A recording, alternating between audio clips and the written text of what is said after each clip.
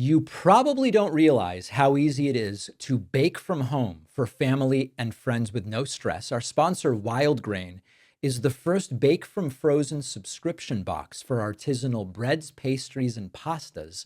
All items baked from frozen in 25 minutes or less. No mess, no cleanup. You can customize each monthly box to your preferences and dietary restrictions. And they have a ton of seasonal favorites that get me in the mood no matter what time of year it is. Go to wildgrain.com/David to get $30 off your first box, plus free croissants in every box. The link is in the description. Welcome, everybody. In a growing number of ways, we are stuck in a loop that increasingly resembles 20th century authoritarians. You know, Ruth Ben-Ghiat has written about this extensively. We recently interviewed her. There are policy ways in which the current Trump administration mirrors 20th century authoritarians. And there are also optics ways in which we see that. And here we go again. Donald Trump has ordered a 4-mile-long military parade, and I wish I were joking, on his 79th birthday. This is not Independence Day.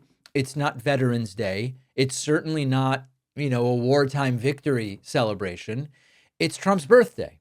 And on that day, not necessarily but on that day, he wants tanks and fighter jets and soldiers marching past in what sounds like something out of North Korea or a bad 20th century flashback to authoritarians around the world. The date he picked, June 14th, happens to also be the 250th anniversary of the U.S. Army. Convenient excuse, right? But make no mistake, because everything for Trump is about Donald Trump. Let's talk money. Remember when Donald Trump promised to balance the budget during his first term. Not only did that not happen, but now he is back demanding taxpayer money for what is essentially a vanity project of no real substance. Military parades are very expensive. The last time he tried this, the price tag was estimated at $92 million before it was scrapped. You might wonder, how is it so expensive? It turns out that mobilizing all of this military equipment, including preparing the road surfaces on which the road-based elements will move, as well as gasoline and fuel of different kinds, it's all insanely expensive. And the eventual sort of pared down salute to America back in 2019 cost twice as much as a typical 4th of July celebration. And that didn't even include tanks tearing up the DC streets and the cost to repair those streets. Now, in the background of all this, we have the question about its legality, which I will get to in a moment. But we also have, remember, there were some who said, I think Trump is going to pare down military spending. In conjunction with the request for this parade, we see that Donald Trump is now moving forward on the biggest military budget in American history, not exactly paring down military spending. Now let's talk about the legality. This probably isn't legal. The Department of Defense doesn't approve parades just because someone's feeling festive on their birthday. These are meant for formal military occasions, not to satisfy a presidential ego of the size of Trump's very small hands, but very large ego for Trump. But of course, the DOD is now filled with Trump loyalists, and Congress is a mix of enablers and cowards. The guardrails aren't gone, but they've stopped working. And so, as we've been saying increasingly over the last few weeks, something being against the law, it's like if a tree falls in the woods and there's no one around to hear it, you know that one? If something's against the law, but no one enforces the law, does it really matter? Now, one other thing you won't hear from MAGA media is that, speaking of Trump's 79th birthday, Donald Trump is older now than Joe Biden was when he took office in 2021. Remember all of that Biden's too old rhetoric? It's gone. You don't hear anything about that. Doesn't apply when it's their guy, and Trump turned 79 years old in June. The cries about him being too old, there are none. And you'll see in the next segment that he's not exactly at his cognitive peak. So what do we have here? If we step back, we have a wannabe authoritarian strongman president, older than Biden, who was too old. demanding a military spectacle on his birthday, using your money, while the institutions that were built to stop this kind of thing just kind of shrug. And meanwhile, Trump's tariff scheme, which is of course meant to also portray strength, is just screwing everyday Americans to the point that even Fox News can no longer deny it. We'll talk about that later as well. The parade is sort of like a Kim Jong-un costume party with worse choreography and more flags. And there's also a geopolitical angle. While Trump is out here staging military parades for himself, China is quietly expanding its influence in Africa, in Latin America, in Southeast Asia, through trade deals, diplomacy, infrastructure investments. It used to be the United States that would lead with soft power. And now we lead, if Trump gets his way, with tank treads rolling down Pennsylvania Avenue to celebrate a guy who spends more time golfing and trothing than governing.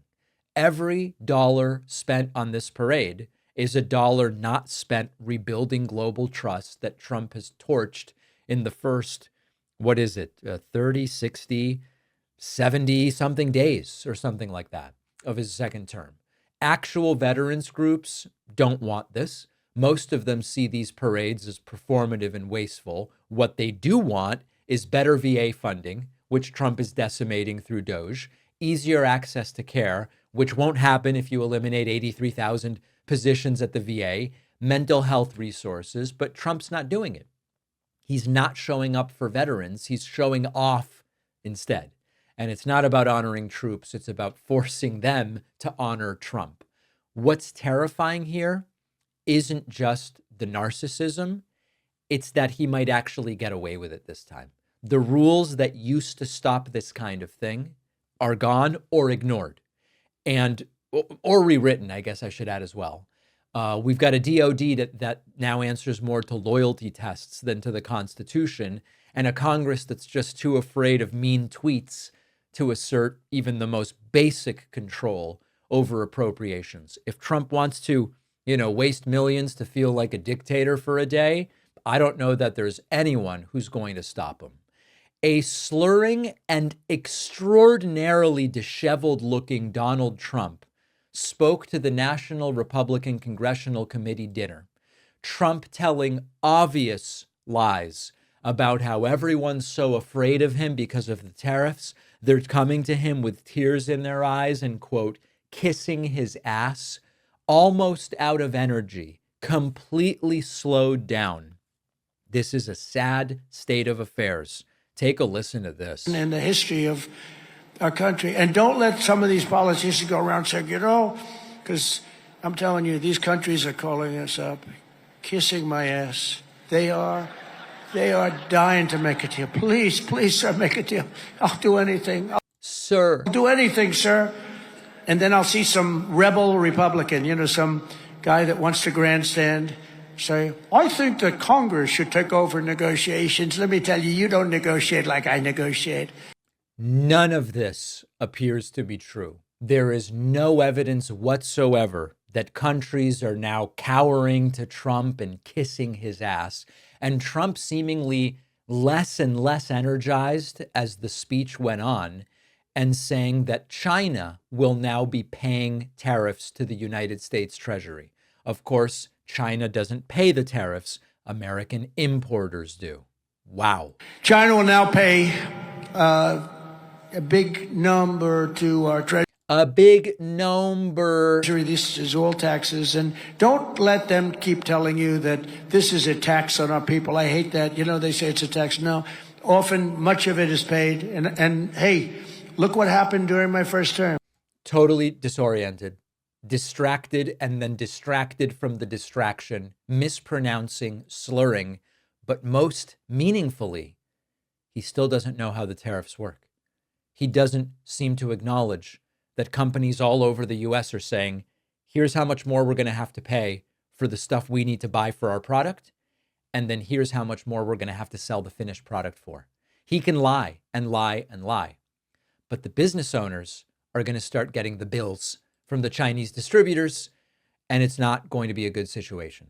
Trump strangely claiming that states are agents of the federal government. For it, I think it's something that you should work on. You should go out and put a bill in demanding. You demand, because the states are just an agent of the federal government, of you. You're to demand paper ballots. You're to demand one-day elections. You know what they do when it's longer than one day? All of a sudden, well, we're fixing the room up. Move. It's funny how the guy who screams the loudest about being all about the Constitution can get something about the Constitution so wrong. We have federalism in this country. Like it or not, we have it. The U.S. Constitution creates a federal system of government where sovereignty is shared between the federal government and the states. The states are not in any way agents of the federal government. You couldn't be more wrong about the relationship between the federal government and states. And of course, Trump is. Now, this doesn't sound very, very good. Trump says we're going to start tariffing pharmaceuticals soon. What do you think that's going to do to drug prices? But we're going to tariff our pharmaceuticals. And once we do that, they're going to come rushing back into our country because we're the big market. The advantage we have over everybody is that we're the big market. So we're going to be announcing very shortly a major tariff on pharmaceuticals. And when they hear that, they will leave China, they will leave other places because they have to sell. Most of their product is sold here. Who's going to explain this one to Nana and Nana and Babchi and Zayda at the pharmacy? Who is going to explain that? Because that sounds very, very bad. About 2/3 of brand name drugs and 4/5 of generic drugs are manufactured outside the United States. I'm not saying that's good. I'd love to manufacture them domestically. That will take years. So when you put tariffs on pharmaceuticals, we are going to see people pay more for prescription drugs. Biden's priority was let's have people pay less. Trump is now gleefully saying we are going to make people pay more. Trump then bragging about the 104% tariff that he has placed on China. And people are paying tariffs. Countries are paying tariffs. Right now, China is paying a 104% tariff. Listen to people clap. 104%. They don't even know what they're clapping for. Now, it sounds ridiculous, but they charged us for many items 100%, 125%. Many countries have. They've ripped us off left and right. But now it's our turn to do the ripping. That's okay. We're going to make our country even steals. We're going to now rip other people off. I think that the experiment of letting the least qualified person in the country run the federal government isn't working again. It's not working for a second time. And then finally, Trump wrapping up very strangely. These were supposed to be just dinner remarks. Trump spoke for nearly 2 hours. 2 hours of slurring and talking super slowly. Here is a completely de-energized Trump wrapping up this bizarre rant. And we go back to 2016. It was brilliant. Then they stole it from us by illegally rigging the election. And we did great in that election. But we had to write it off, and we all went through hell. I went through hell in particular. Indictments. What we had to go through is hard to believe. This is not slowed down, by the way. This is the speed at which this was delivered. Impeachments, 2 impeachments over nothing, over a phone call that was perfect. They knew it was perfect. And they found out after they realized that the calls were essentially taped by the government because you were talking to a foreign leader. And when that was played back, they didn't know what the hell to do. But they went forward with it anyway because they're sick people. The American dream will come roaring back in our country together. We're going to make America greater than it's ever been before. And I just want to thank you and congratulations on your record evening.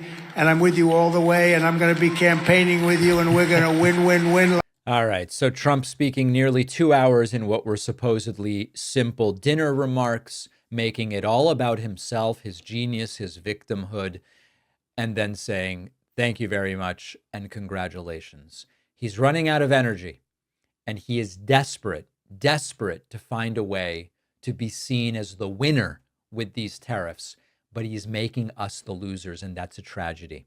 Make sure you're subscribed to the YouTube channel. It's free. And remember also to get on my Substack mailing list.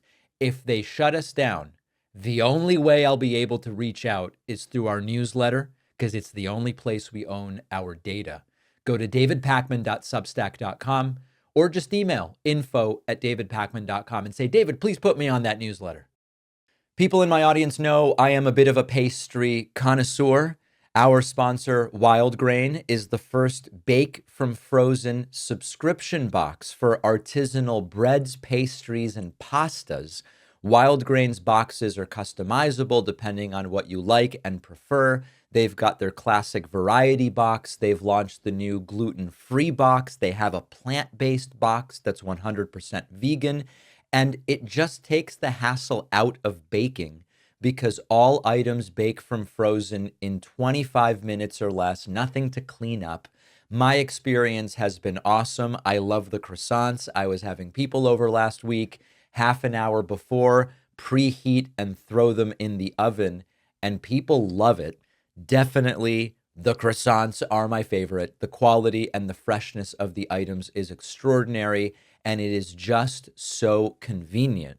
Go to wildgrain.com/David to start your subscription and get $30 off your first box, plus free croissants in every box every month. The link is in the description. This is an audience-funded program primarily. We're mostly funded by members of our audience who listen to the show, get the newsletter, watch the YouTube channel, listen to the podcast, who say, hey, I like this enough, and sometimes it's just enough. It's not by that much in many cases. I like this just enough to say, I'm going to help support the work that you're doing.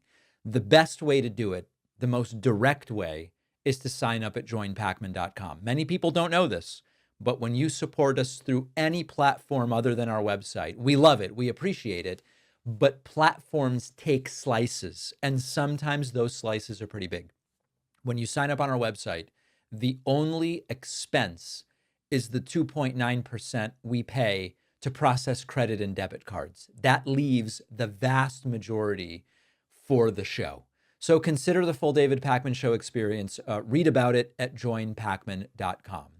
Donald Trump's Attorney General is Pam Bondi. Pam Bondi is, in essence, the top law enforcement official in the country, in the sense that she leads the federal government's prosecution and non-prosecution decisions.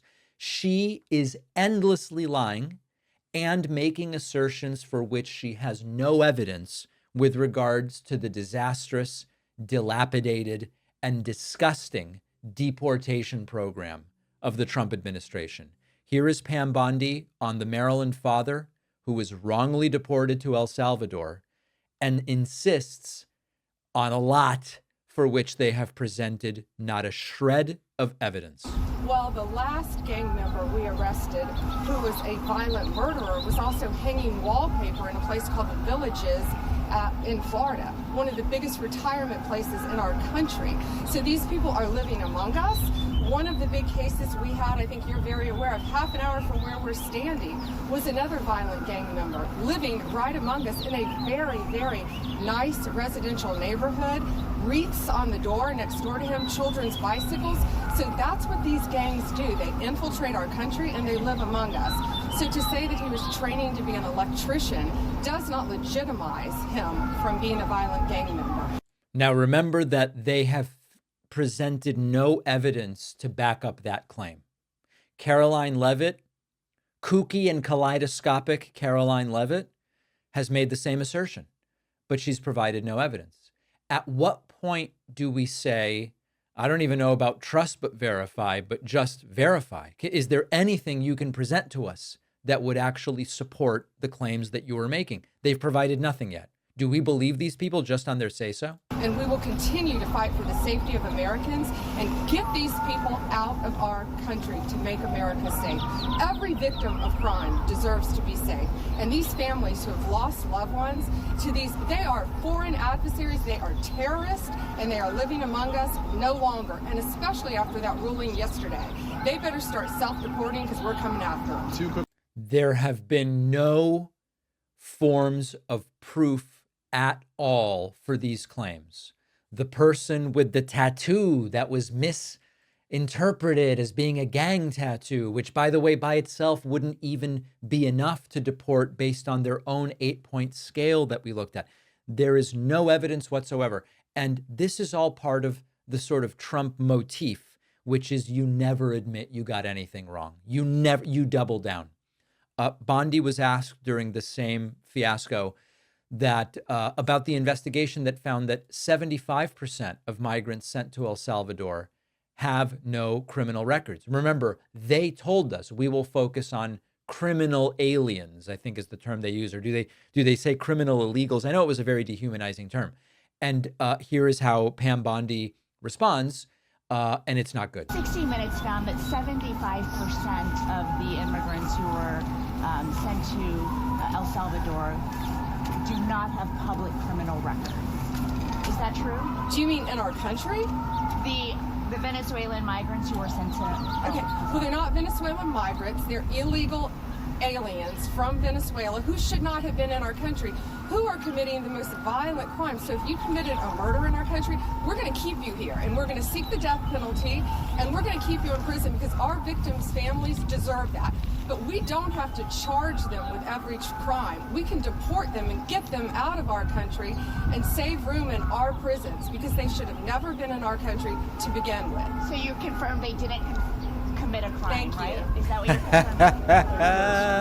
Thanks, Ron Bondi. And Attorney General, how And off she goes. You're confirming then that, I mean, listen, you're asked about these individuals. Did they commit crimes? What crimes did they commit? And first she goes, well, are you saying they didn't commit crimes here? I guess she's sort of suggesting these may be individuals who have been charged or convicted of crimes in other countries, but she doesn't provide any evidence of that. She then says, these are folks who really are here illegally, and therefore they are subject to deportation. Fine. But that goes counter to what we were told about this deportation scheme, which is we are going to go after individuals who have committed crimes, not simply that they are here undocumented. And then she says, we can deport them without charging them for any crimes. Well, we're not disputing that. But the question is, if you're claiming they committed crimes, and then you go, do you mean in the US or in other countries? And then at the end of the day, you're asked, so did they commit crimes? And then you walk away. It is not a profile in courage. It is not a profile in consistency. And it's simply not what they told us that they were going to do. Now, I think it's very important for us on the left to acknowledge, of course, countries have a right to enforce immigration law. Of course they do. But the deportation of people who are here illegally is something that you don't need to announce militarized roundups in order to achieve. We've had visa overstays for a very long time. We've had asylum claims for a very long time that sometimes are adjudicated. We're not granting you asylum, and therefore you are now subject to deportation. Not all of that stuff is in the law already. The reason we were told we needed this extra thing, the reason we were told this is going to be a little ugly and it's going to be a little difficult, and you might see some images in the media that are not so good, as Donald Trump said. We might wrap up, there might be a mom who gets deported because she committed crimes. They said this is a different thing because too many criminal illegals have ended up in this country, and that's who we're going to be focusing on. And then now all of a sudden, it's people with no criminal record being deported to countries, in many cases, they don't even have a connection to. And Trump now starting to say, well, we might even look at doing that for American citizens, as we talked about earlier this week. This is a completely different scenario than what they said they were going to do. And of course, the reason she can't answer these questions is because there are no answers to these questions. Caroline Leavitt is the White House press secretary, and she suffered a complete and total meltdown when she was asked really simple questions, including, for example, why was Donald Trump not at the dignified transfer of the remains of the 4 American soldiers who died in Lithuania? Why wasn't Trump there? Now, we all know where Trump was. He was golfing in Florida. Here is Caroline Leavitt's answer. Real quickly, can you explain why the president opted to send Secretary Hegseth to the dignified transfer last week instead of attending himself? Sure. The Secretary Hegseth was there to represent the administration. The president has expressed his condolences to these families, as have I from this podium. He was golfing.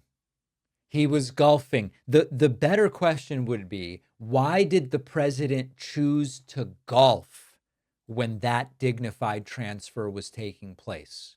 Now, the topic of tariffs, of course, came up because the lack of sustainability of this scheme is evident. I will mention, just as an aside, that as I am recording, the Dow is down an additional 300 points. At this point, I don't even know what the total is. Thursday, Friday, Monday, Tuesday. It's down, it's down, it's down. Now, maybe it'll end up today, but it's just a free fall. And so reporters are coming to Caroline Leavitt and saying, what the hell's going on? What's the off-ramp? What's the end game? What's the goal? And she just says, nobody knows more than Trump. Just trust the guy. I do just want to point out one thing, that the president, everybody in Washington, whether they want to admit it or not, knows that this president is right when it comes to tariffs and when it comes to trade. In fact, Democrats have long said that the United States of America has been ripped off by the countries around the world. They just don't want to admit it now because it's President Trump who is saying that. In June, I do just... Everybody knows that he's right. Except, of course, we've been explaining for a year why this doesn't make any sense whatsoever. Now, the MAGA civil war is also growing, including Elon Musk referring to Peter Navarro as Peter Retarrdo. That's a quote, okay? Not language I use. We're going to talk about that later. Caroline Leavitt was asked about that, and she chalked it up. That's locker room talk. She chalked it up to boys will be boys. Quick follow-up. There's been some public sparring between Elon Musk and the president's trade advisor, Peter Navarro, on some of these tariffs. Musk actually referred to Navarro today as being, quote, dumber than a sack of bricks. Are you at all, or is the administration, the president, all concerned that this is maybe impacting the public's understanding of these tariffs? It might be messing with the... Might it be slightly confusing for the public to, on the one hand, be told by Peter Navarro that these tariffs are the greatest thing since dragon fruit and sumo mandarins, and then on the other hand, Elon Musk is calling him Peter Retarrdo? Might that send mixed signals, Caroline? Message on it? No, look, these are obviously two individuals who have very different views on trade and on tariffs. Boys will be boys, and we will let their public sparring continue. And you guys should all be very grateful that we have the most transparent administration in history. And I think it also speaks to the president's willingness to hear from all sides, that he has... Listen, we're talking about real stakes here, okay? If these tariffs are the right versus the wrong thing, quite literally could determine, do Americans have retirement accounts or don't they? Do they see their savings evaporate before their very eyes such that they have to delay retiring because of what happens in the stock market? Or is this a brilliant scheme to bring manufacturing and strength and power and goodwill back to the United States? Two different views. Yes, Peter Navarro or Elon Musk. Boys will be boys when we're talking about the livelihoods and retirements of millions or tens of millions of Americans. Stunning. Stunning. Caroline Leavitt also saying that as of last night, there would be a 100, and it's almost cartoonish. Well, I tariff you 11 billion. 104% tariff on China. Ed, go ahead. You As promised. Yes, thank you. You mentioned the 70 countries or so.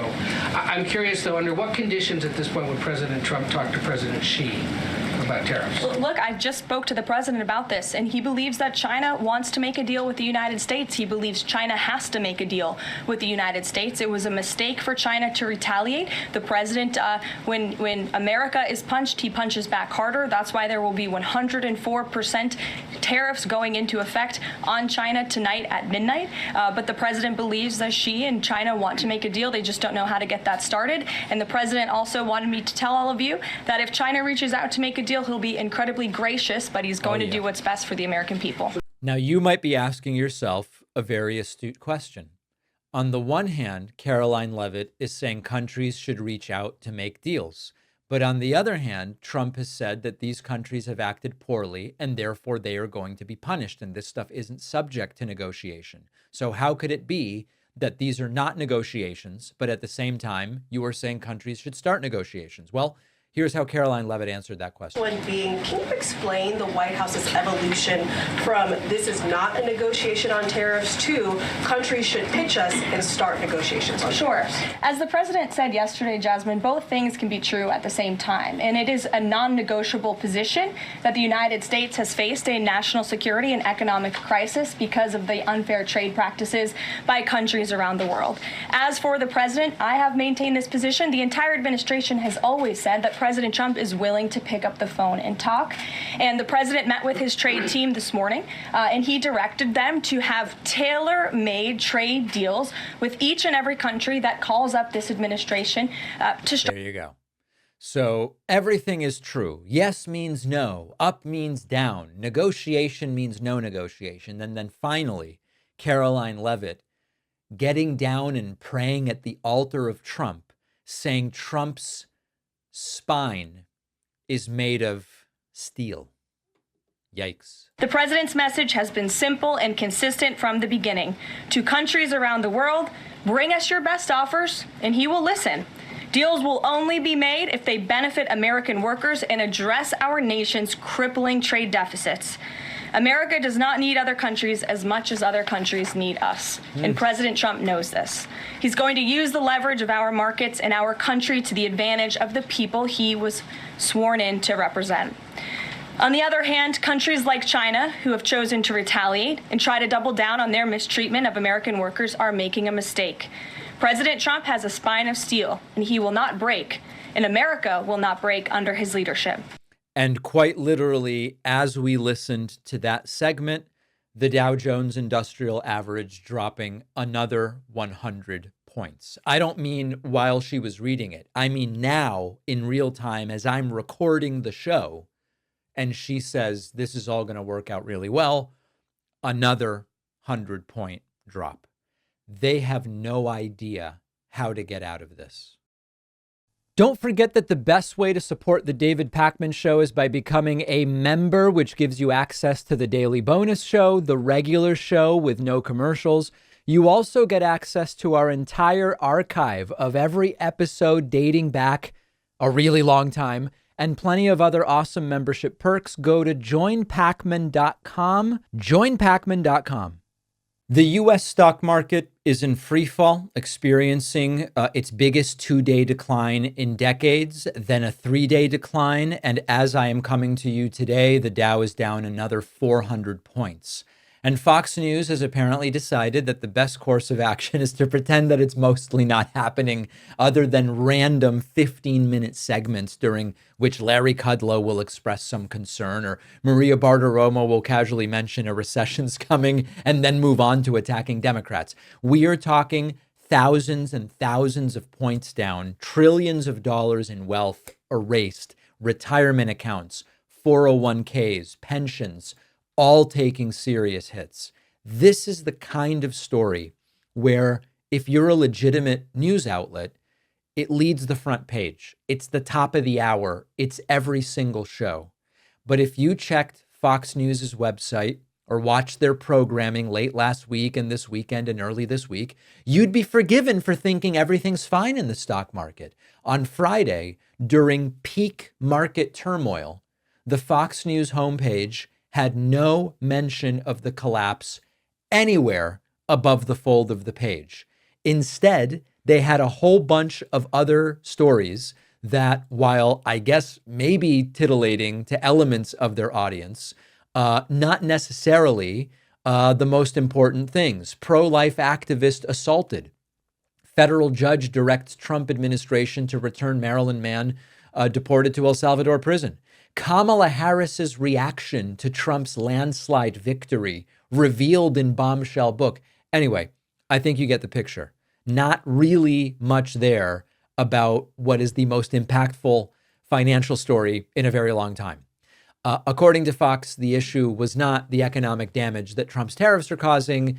It is this other stuff. And then over the weekend, once again, AG Bondi punishes federal prosecutor for not towing White House line in deportation case. Which countries have solved mass migration? Dark new measles discovery surfaces as RFK heads to outbreak zone. And of course, nothing there about the insane economic turmoil. Why the silence? I think the answer is pretty simple. The crash is being driven by Trump's own policies. And there is no plausible way to talk about the crash without at least partially blaming it on Donald Trump. Trump comes in, announces these sweeping global tariffs, which send shockwaves through global markets. Investors panic. Economists say, we may be heading to a recession here. JP Morgan Chase raises the odds of a recession to 60%. And so your Fox News, your job is mostly to protect Donald Trump, at least for now. And you have two options. You report honestly about the unfolding financial crisis and the role that Donald Trump is playing in it. Or you look the other way and you pretend that, the alligator in someone's toilet is more important. Or I guess there's a third option, which is you cover it, but you blame it on somebody else. Democrats, Marxists, socialists, communists, maybe Justin Trudeau. But it doesn't seem like that would be believable right now, as more and more Republicans are saying, no, Trump is the one who's to blame for this. So Fox chose door number 2. It's fine, even though Nana has lost 15% in just a week. It's fine, even though all of a sudden pensions are starting to look a little bit questionable. And so you see users on Reddit and viewers of the show sharing these disturbing anecdotes about how Fox News is spinning it to the extent that they're even covering it. One commenter on our subreddit said that their grandmother watched Fox and was told that the tariffs might cause a little bit of pain now, but it's part of some genius long-term plan. And so that particular grandmother was okay because it's making America great again. Think about how dangerous that is. Millions of people being told essentially, don't worry about your tanking retirement account, even if you're close to retirement. Trump is helping you somehow over the long term. Now, of course, the real result is economic disaster. It's higher prices, it's fewer exports, there's no coherent plan, there's no benefit on the horizon, and nothing but pain for American workers. So what we're seeing is pure and total propaganda, and it's not a one-off. When there's good economic news under a Democrat, Fox would still run with Biden inflation still a threat. When there's an economic meltdown under Donald Trump, what about the dog walker who's using eucalyptus to calm the dogs or something like that? And the consequences are that it's not that Fox is bad at news. We know that they've chosen not to really do news. This matters because millions of Americans only get their news from Fox. And when reality becomes politically inconvenient, they're left in the dark. It's not just a failure of coverage. It's a deliberate editorial choice to protect power, not to inform people. When you see a market crash of this magnitude, it's front page news everywhere. But on Fox, it's buried under 21 other stories. Or it's rebranded as look at the genius thing that Donald Trump is doing. It's going to fix itself. Authoritarian media strategy 101. So markets continue down. Fox doing what state-controlled media outlets do, pretending everything's fine as long as their leader looks strong or is the right shade of orange. And that's the real crash we need to be worrying about, the crash in our democracy and the crash in media reporting. Meanwhile, the MAGA Civil War is growing very quickly. Elon Musk now referring to Trump advisor Peter Navarro as Peter Retarrdo. Let's discuss what's going on. And this is more than just locker room talk and boys being boys, as Caroline Leavitt sort of chalked it up during her deranged press briefing. Let me show you what's going on. First and foremost, Elon Musk on Twitter, I guess it's called X now, responding to a video of Peter Navarro talking about how this is all great. And at the end of the day, Elon Musk just assembles Teslas with parts from Japan and China. Elon Musk responded, Peter Retarrdo. Not language that we use on this program. That's a direct quote.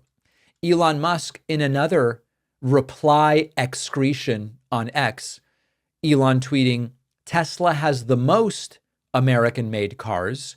Navarro is dumber than a sack of bricks. And then also Elon Musk with a disgusting excretion on X saying Navarro should, let me read the whole thing. By any definition whatsoever, Tesla is the most vertically integrated auto manufacturer in America with the highest percentage of US content. Navarro should ask the fake expert he invented, Ron Vara. So let's talk a little bit about what's going on here. The most positive spin on this is that there are people working for Trump, associated with Trump, with different opinions.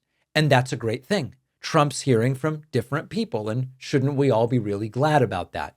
But that's not actually what's going on, because there isn't an ongoing conversation where Trump is thinking, does this make sense? Doesn't it? How might I want to do it? No. Trump's decided that this is what he's doing. And what you are seeing now are different personal priorities that are manifesting. Peter Navarro's priority is complete and total loyalty to Donald Trump. Trump and Navarro tied together through criminality, as you know, and Navarro's prison time and all of this stuff. Navarro is there to defend anything that Trump does and to attack anybody that criticizes what Trump does. Elon Musk, on the other hand, you can say a lot of bad things about Elon Musk. Elon Musk primarily is there not to be a loyalist to Trump. He's there to be self-serving. Elon Musk spent $250 million on the presidential election with the idea that it would get him a seat at the table. He could start doing all sorts of stuff that would be good for his businesses. These tariffs aren't good for Elon Musk's businesses. And that's primarily what he cares about. And so this is not about important disagreements that are being hashed out rationally, and Trump will pick out, what's the best idea. This is people trying to save themselves. Navarro needing to remain completely loyal to Trump, and Musk starting to realize this is all starting to go in the wrong direction. And of course, this is why over the weekend, Elon Musk put out the video where he said he actually would want to go towards zero tariffs. He wants full freedom of movement, both for money, goods, and even labor, because Elon Musk's businesses do depend on bringing smart, qualified people from other countries to work for his companies in the United States. This is all about what's good for me. And it is not some greater battle of ideas where we see whether the best idea wins out. This MAGA civil war, it's going to grow, and it's going to get very uncomfortable for some of these Trump clingers. If you value what we do at The David Pakman Show, remember to support us on Patreon. Go to patreon.com/David Pakman Show, where you can get access to behind the scenes videos, the daily bonus show, the commercial-free daily show. You can support the show for as little as $2 a month. Check it out at patreon.com/David Pakman Show. Well, as is sometimes the case with libertarians, they're occasionally right about something. I still don't agree with much of their worldview, but occasionally libertarians are actually right about certain things. One of these things is Senator Rand Paul on the issue of tariffs. He actually, the thing about these libertarians is on the issues of trade, they don't recognize the need for regulation that exists.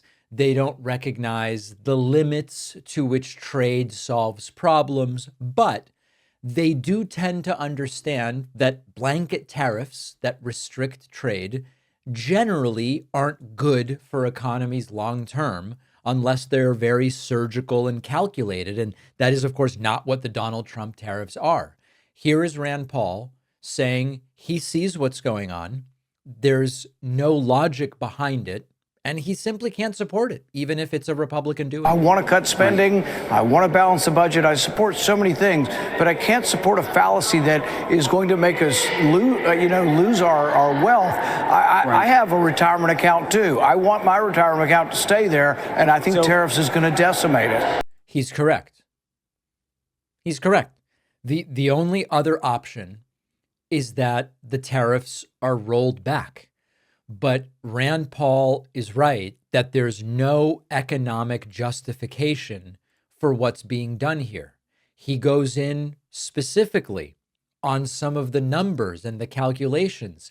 And most of what he says here is true. This is not ideological. Just check the facts. Fact check what Rand Paul is saying. We have to start from talking about the truth. One of the things they say with Canada is, oh, there's a 270% tariff on dairy products going from the U.S. into Canada. Well, you know what the real tariff is? 0. That's a big difference between what the truth is.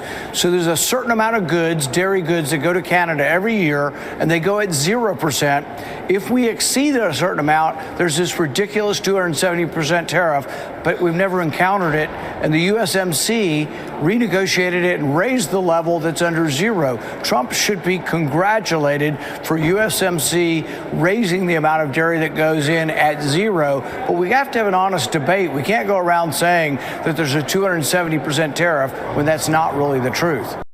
One of the things I love about Rand Paul talking about this is that he's reminding us of another sort of wrinkle in this entire tariff fiasco, which is that companies that did what USMCA, Trump's trade deal in term number 1, companies that did what that trade deal was meant to encourage them to do, now will be punished for that by the tariffs.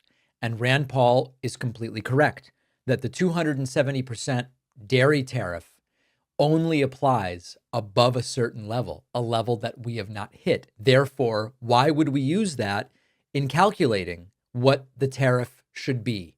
It doesn't make any sense. Finally, Rand Paul says that he is hearing from Republicans who quietly tell him this is a disaster. You are maybe getting some support and some praise from Democrats, but the support and praise from Republicans, you're saying that you're getting it, but these are individuals that you don't even want to be on the record for saying that. Is that fair to say? It's a quiet whisper, and people come up to me in the hall. You know how in Atlas Shrugged, they would come up and say, who is John Galt? They whisper in my ear, free trade is good. Keep going, keep going. But they don't want to say it because of the politics of it. And look, when I put free trade articles on my Twitter account, I get mobbed. I mean, I get what they call ratioed. I get more comments than likes, which they say isn't good. But we have to have this debate. And people have to understand that trade is between individuals, not countries, and it's a false accounting. So I'm committed to this. I'll keep talking about it.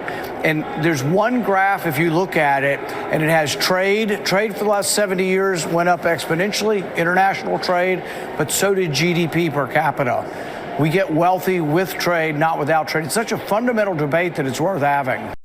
I believe him, and I'll tell you why I believe him, because everybody's telling us this. When we interview Democratic members of the House, Democratic members of the Senate, they all tell me the exact same thing. Privately, I'm hearing from Republicans who say this is not good.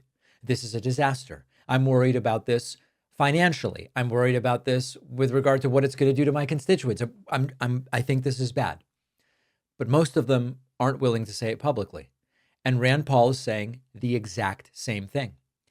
If we're hearing from both Democrats and Republicans that Republicans quietly oppose this, but they don't have the testicular or ovarian fortitude to say it publicly, we might call them cowards. Not exactly a profile in courage. And of course, the balance is going to start to shift as Donald Trump gets to the end of his presidency and the end of his political career. Maybe more of them will be willing to speak out. I wish they would now, because it seems as though it's everybody but Trump that realizes this is a disaster. I've given you the premise before that debates don't prove who is right, especially not when you're debating random college kids.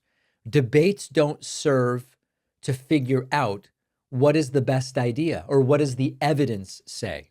Debates are fundamentally rhetorical contests about who's better at debating. We have a great example here. Charlie Kirk does this thing where he goes to colleges with security and debates college kids, okay? And this is a video that was being floated around as Charlie Kirk just destroying this kid, crushing, brutalizing this kid on the topic of tariffs. Except when you calmly and rationally, without the pressure of an audience and going up against a skilled debater like Charlie Kirk, when you just evaluate the facts calmly, as I encourage people to do, you find that the things that Charlie Kirk says in his defense of Trump's tariffs aren't real. They don't make sense. They're not true. So tell me if this is useful. Let's dive in. I would like for you to have a more principled position on tariffs and criticize Donald Trump for his tariffs. Well, I'm super pro-tariff, so why would I criticize it? Because they make us poor. Okay, so let's play that out. If that is correct, how did China get so rich? Well, China has they liberalized their economy. They got a stock market. You are not allowed to import American goods in China. How are they so rich? This is already totally off the rails. He's using a couple of rhetorical techniques. One, he has a planned response, which is to bring up China and China getting wealthier. Second, he's simply repeating the question. China's growth was not primarily due to tariffs. The student here, this guy, is actually correct.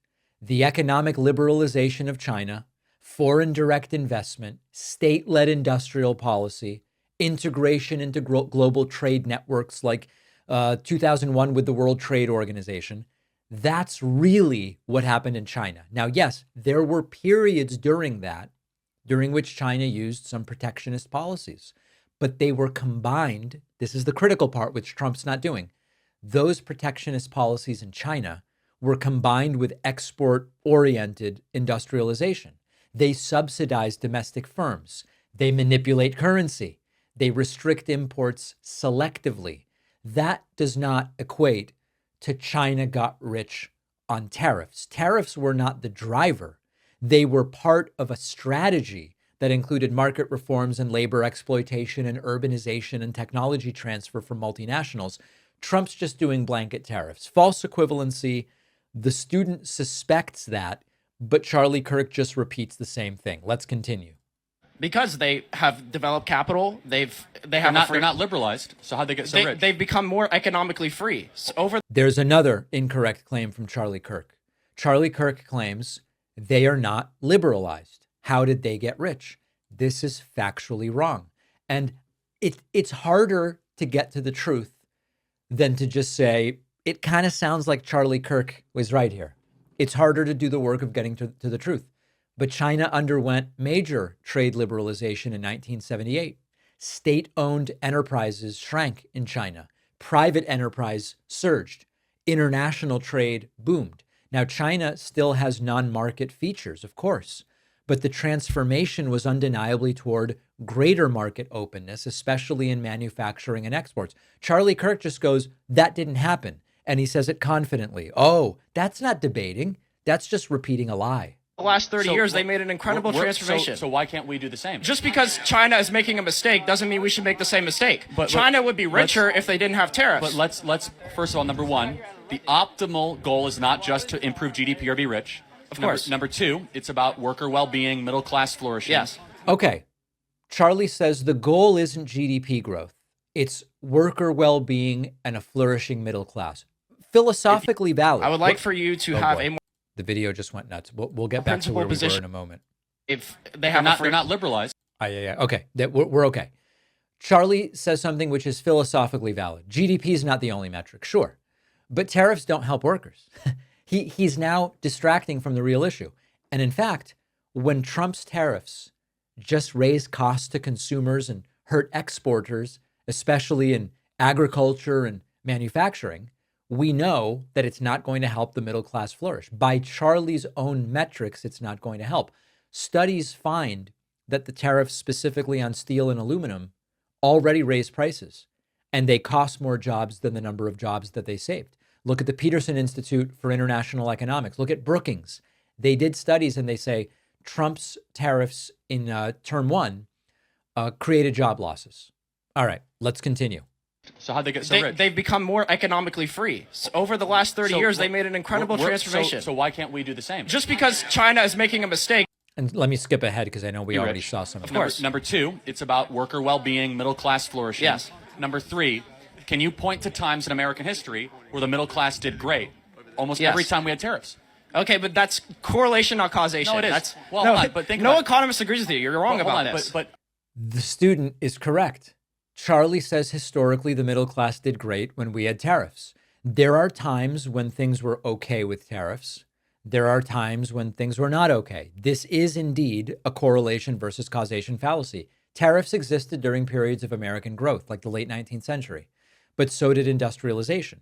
So did immigration. So did resource extraction, which arguably are much more responsible for that growth. And then you have, of course, a counterexample. After World War II, the biggest middle class boom, I would argue, in American history, global trade expanded and tariffs dropped. Tariffs dropped. The best middle class decades, 50s to the 70s, coincided with tariffs going down and global markets growing. The counterexample to what Charlie Kirk is saying. I'm sorry.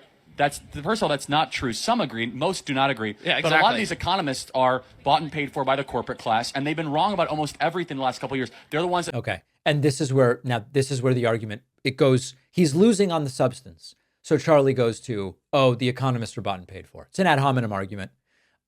Anti-expert populism, common, just don't trust the experts, sidesteps the reality that what he is suggesting is that there is a conspiracy to lie about what tariffs have done in the past, which doesn't make any sense. Now, of course, economists are influenced by their institutions, but there is broad consensus here.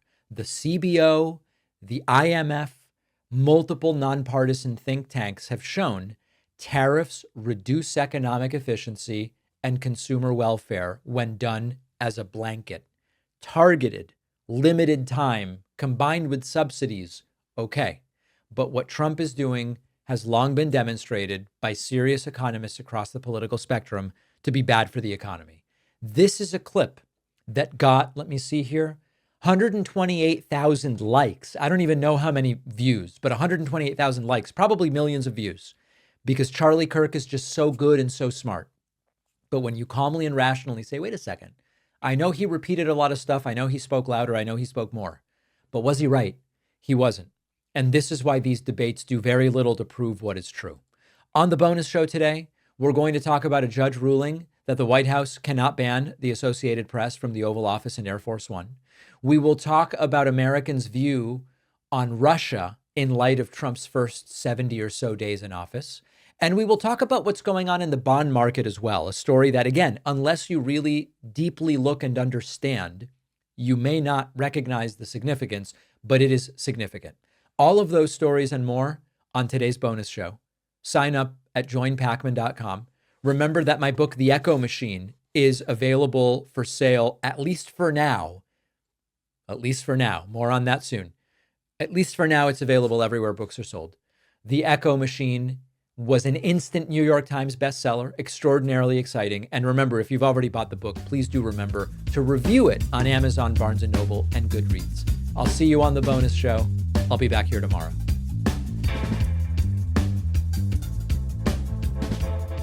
Thanks a lot for watching today's show. I just want to take a second to tell you about today's sponsors.